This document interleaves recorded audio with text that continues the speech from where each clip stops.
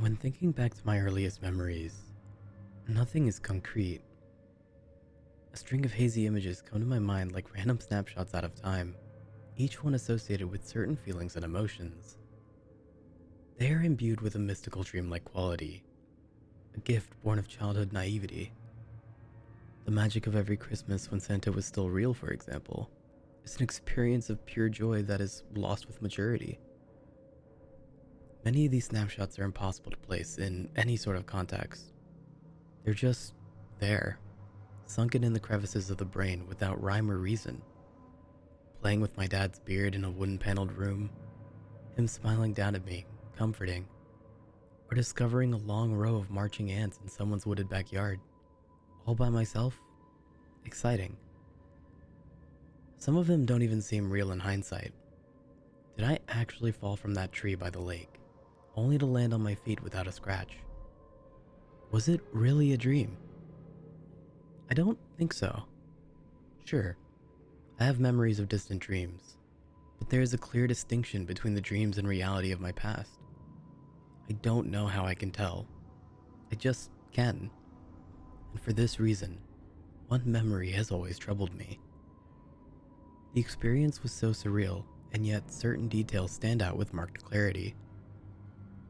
I'm not exactly sure when it happened. I couldn't have been older than 5 or 6. My brother and I were sleeping in our bunk bed. Because he was older, he got the top bunk. I had just woken up, but it was still nighttime. Something felt different. I remember seeing and smelling the rain, but not hearing any. The window was open and it was cold in the room. Why was the window open? The curtains were gently flapping, but there was no breeze. The quiet was so intense it buzzed through my ears. I'd been lying on my side, with one arm dangling off the edge of the bed. Gradually, I became aware that it was warmer near the floor. I felt some kind of heated breeze gently strike my hand, coming and going in short bursts. Finally, I recognized it as someone's breathing. Then, the woman slid out from under my bed. The nightlight showed that she had long blondish hair and wore a white nightgown, and in the dimness, I thought it was my mother. I wasn't at all scared. It's funny how a child's mind works. What's mommy doing under the bed? Must be getting something or checking out for monsters. I was too tired to say anything and remained motionless, watching. The woman was on her back, but her face stayed in the shadows. She rolled over and crawled on all fours to the far end of the bed, then glided up the ladder to the top bunk. Her every movement was silky smooth and completely silent. She reminded me of a white ribbon dancing in the wind.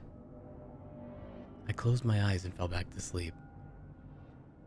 I also remember my brother telling me about a weird dream the next morning. He dreamt of a woman who lived under the floor and came out at night to play in the rain.